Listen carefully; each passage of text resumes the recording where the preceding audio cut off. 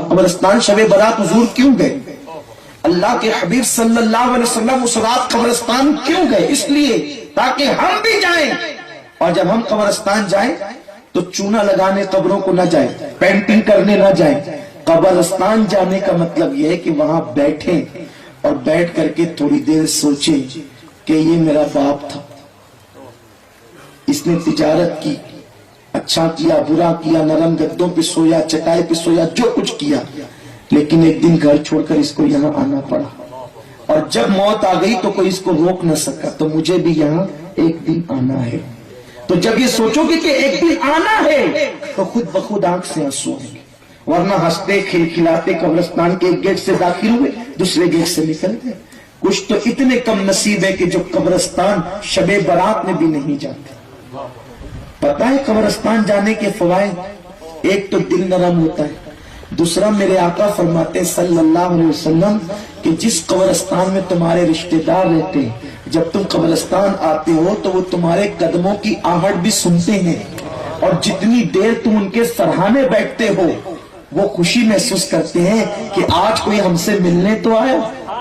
میرے آقا نے شب برات میں قبرستان جا کر بتایا کہ عید کے دن تو تم زندوں سے ملتے ہو، اور شب برات اپنے مردوں سے بھی مل لیا کرو، ان کو فراموش نہ کرو۔ باپ کے سرہانے جا کے بیٹھو، باپ دعا دے گا، ماں کے سرہانے جا کے بیٹھو، ماں دعا دے گی۔ اور یاد رکھنا، اگر قبر ختم ہو جائے، آپ کو ہڈی بھی نہ ملے، تو یہ نہ سمجھنا کہ مٹی میں مل گیا، اپنی نظر کا قصور ہے۔ اگر وہ مومن تھا وہ قبر میں زندہ ہے۔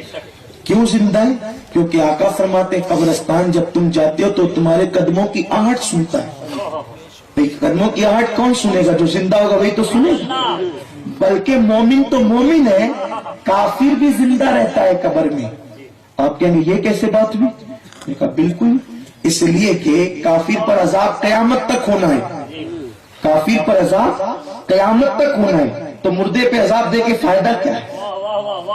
اگر مردے پر عذاب ہوگا، مردہ کر کے عذاب ہوگا، ارے جس کو بے ہوش کر کے کوڑے مارو اس کو اثر نہیں ہوتا، تو مرنے کے بعد اگر عذاب ہوگا موت کی حالت میں، تو پھر لوگ تو کہیں گے بہت اچھی ہے کہ زندگی میں جو چاہو کرو، اور مردے جسم پہ عذاب ہوتا ہے۔ تو جب قبر میں ڈالا جاتا ہے کافر کو یا مومن کو، تو اللہ تعالیٰ اس کی روح اس کے جسم میں لوٹا دیتا ہے۔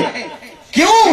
مومن کو جنت کے مزے لینے کے لیے، اور کافر کو عذاب بھگتنے کے لیے۔ تو جب کافر زندہ ہے لیکن ہماری آنکھوں کا قصور ہے کہ وہ نظر نہیں آتا، تو نادانوں مرنے کے بعد جب عذاب بھگتنے کے لیے کافر زندہ ہے تو مومن کا کیا قصور ہے کہ وہ مر کر مٹی میں مل جائے؟